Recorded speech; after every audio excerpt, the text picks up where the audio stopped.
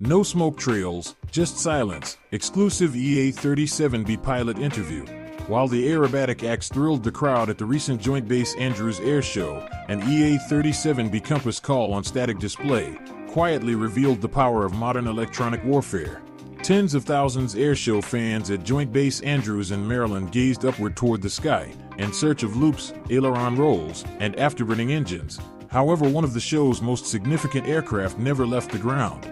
Parked quietly on the tarmac, the EA-37B Compass Call, an electronic warfare aircraft few civilians ever see up close, drew a different kind of attention.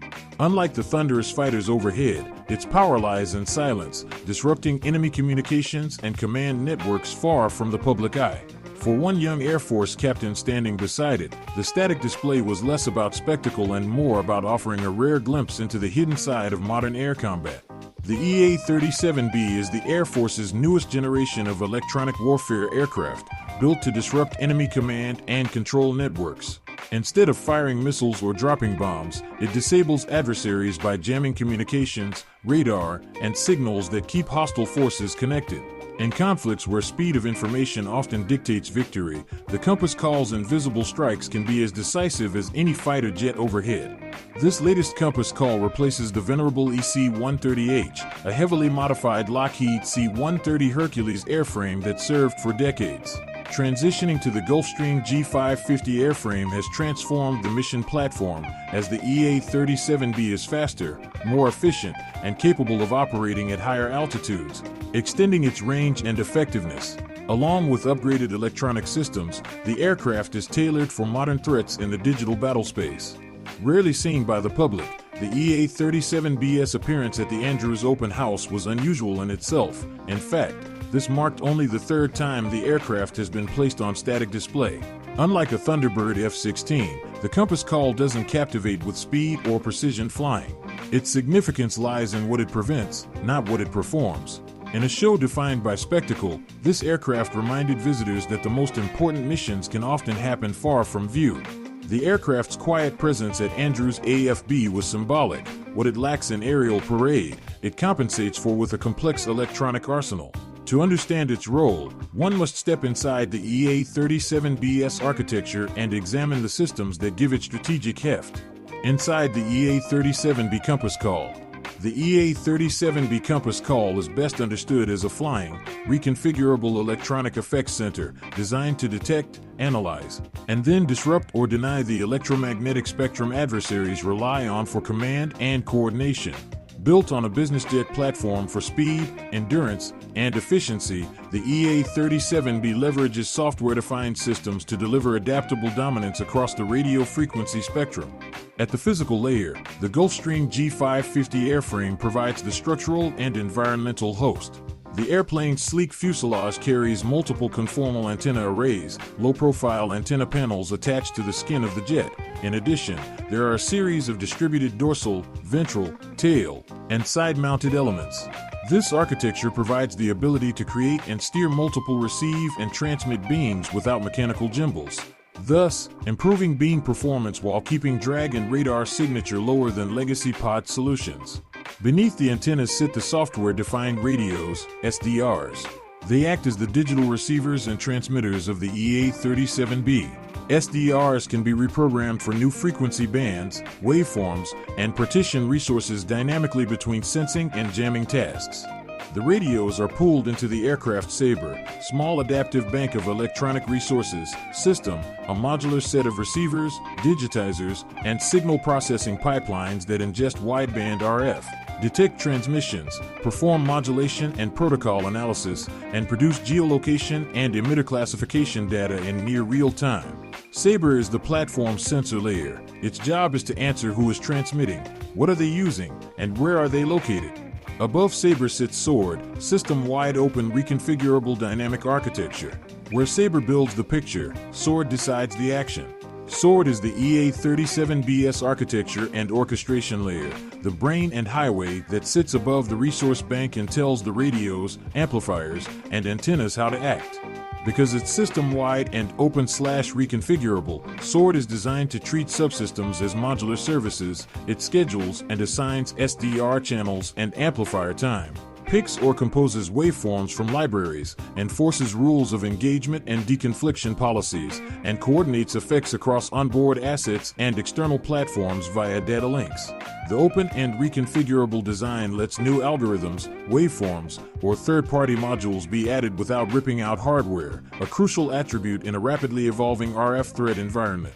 The transmit chain converts Sword's decisions into electromagnetic effects by directing concentrated jamming or deceptive signals at specific emitters. Within the platform, human operators remain in the loop. Operator consoles show Saber's spectral maps and geolocation data alongside Sword's recommended courses of action. Crews can accept automated recommendations, refine parameters, or override actions to manage legal and tactical risk. Meanwhile, secure data links allow the EA-37B to share emitter data and coordinate effects with other aircraft, ground cells, or command nodes, making Compass Call an integrated node in a broader, multi-platform EW campaign. In summary, the system operates in a sense, decide, act, assess loop. Saber senses and classifies an emitter, Sword selects resources and composes a response. The platform then projects electronically steered jamming and deception. Saber and linked ISR, intelligence, surveillance, and reconnaissance assets immediately measure the effect so Sword can adapt. The result is a small, highly reconfigurable fleet optimized for rapid adaptation in contested electromagnetic environments. EA-37B fleet size. While we were declined details on the size of the EA-37B fleet, public records offer a clearer picture.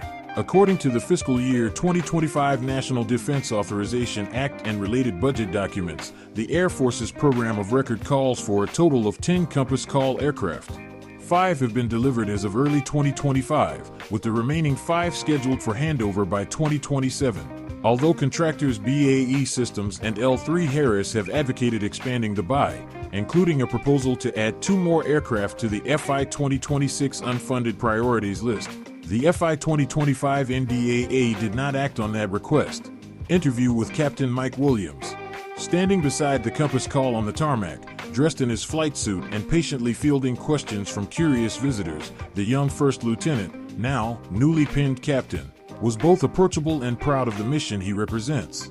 Though careful not to reveal classified details, he spoke candidly about the unique demands of flying the EA-37B and what it means to serve as part of a crew entrusted with such a specialized role. Our conversation offered a glimpse into the human side of a platform most people only read about in brief defense headlines. Captain Mike Williams is an EA-37B pilot assigned to the 43rd Electronic Combat Squadron, ECS, a tenant unit at Davis-Monthan Air Force Base, Arizona. The 43rd ECS falls under the 55th Electronic Combat Group, also based at Davis-Monthan, which is part of the 55th Wing, headquartered at Offutt Air Force Base, Nebraska. The aviationist, can you please provide us your background, where you grew up, where you went to school, and your route to being a pilot, flying the EA-37B? Thanks, I am Captain Mike Williams of the 43rd Electronic Combat Squadron. I grew up in Ellicott City, Maryland, and earned a bachelor's degree in mechanical engineering from Penn State University. While there, I completed 4 years in Air Force ROTC and commissioned in May 2021. During my junior year, I received a pilot slot and began preparing for undergraduate pilot training at Columbus AFB, Mississippi. I started initial flight training in Pueblo, Colorado, in February 2022, then transitioned to the T-6 Texan II in July 2022. I earned my wings in April 2023, completed the T-1 Jayhawk program in August 2023, and was selected for one of the final EC-130H assignments before the Air Force ended pilot inflow to that platform. I flew the EC-130H for about 18 months before transitioning to the EA-37B. In May 2025, I trained on the civilian G550 and completed my EA-37B check ride in July 2025. The path has been challenging but rewarding, and I'm proud to now fly the Air Force's newest combat aircraft, one designed to ensure U.S. dominance in the electromagnetic spectrum. Question: please provide operational aircraft flown, total number of hours in each, and total number of hours overall. Operationally, outside of pilot training for the Air Force, I have flown the EC-130H for about 300 hours and, so far, have about 50 hours in the EA-37B. Question: can you please explain the broad mission role of the EA-37B? The EA-37B is an electronic attack aircraft that denies, degrades, and disrupts enemy command and control networks. LT, Colonel Heimberger, author note, 55th ECG Integration Office Program Director, offered a useful analogy. In a football game, the offensive coordinator watches the whole field from the box and sends plays down to the quarterback, who then directs the offense. Our job is to break the chain of communication, sever the link between the coordinator and the quarterback, so the opposing team cannot adapt. When we disrupt those signals, the adversary loses situational awareness and tempo, and friendly forces gain freedom of maneuver. By dominating the electromagnetic spectrum, the EA-37B shapes the battlespace and gives commanders a decisive advantage. Question: It is quite rare to see the EA-37B on static display. How many air shows has the EA-37B attended? We were at our home-based show at Davis-Monthan AFB earlier in the year, the Langley AFB show back in April, and of course here at the Andrews AFB show. Question: How does the EA-37B differ in feel or experience compared to the EC-130H? The EC-130H served with distinction for decades and built a proud legacy as the Air Force's airborne electromagnetic attack workhorse.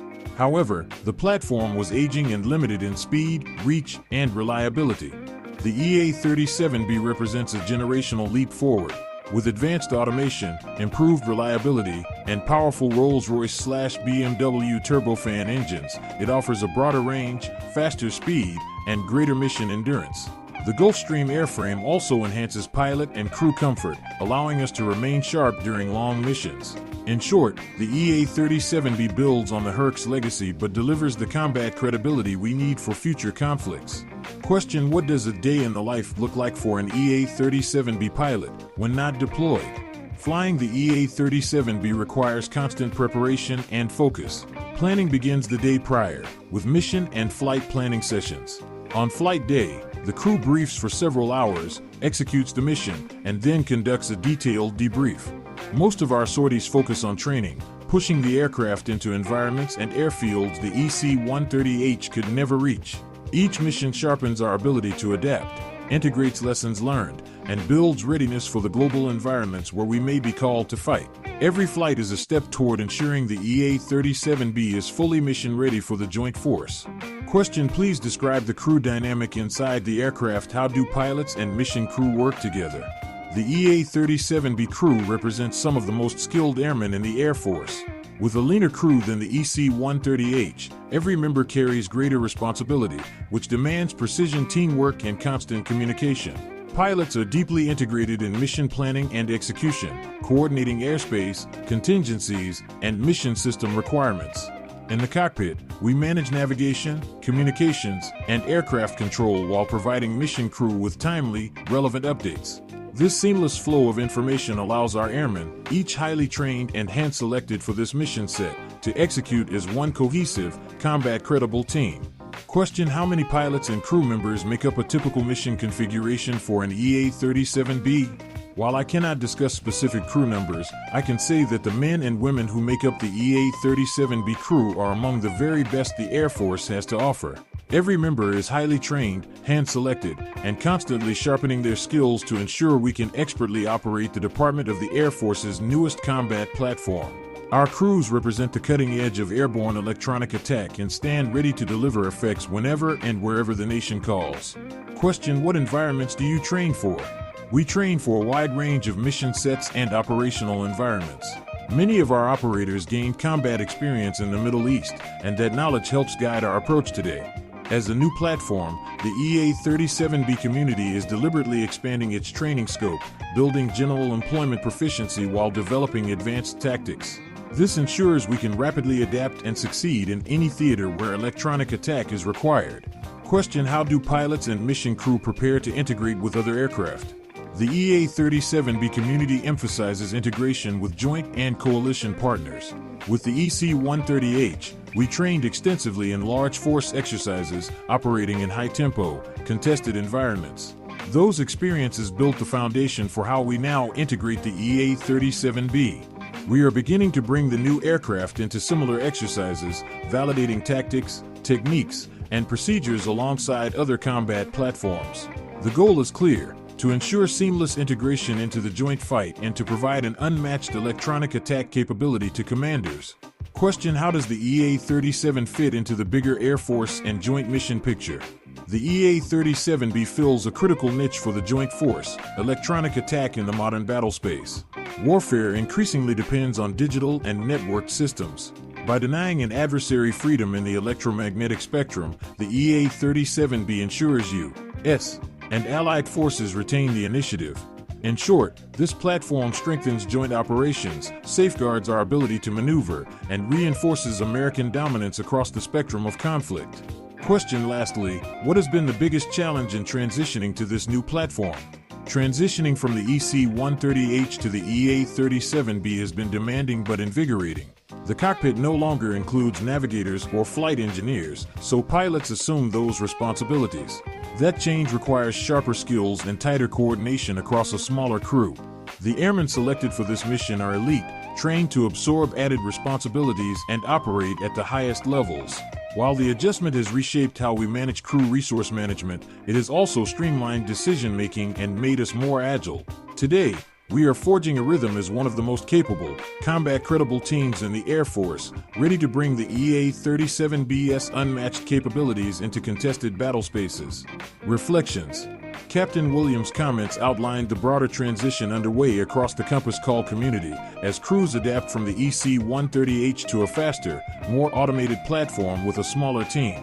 That shift highlights the Air Force's focus on efficiency and agility in preparing for operations in contested electromagnetic environments. When the airshow concluded, the EA-37B remained on static display, a platform built for missions that rarely seek attention. Its role at the Andrews Open House was to inform and engage, but its operational purpose is to safeguard the networks, aircraft, and personnel that depend on dominance in the spectrum.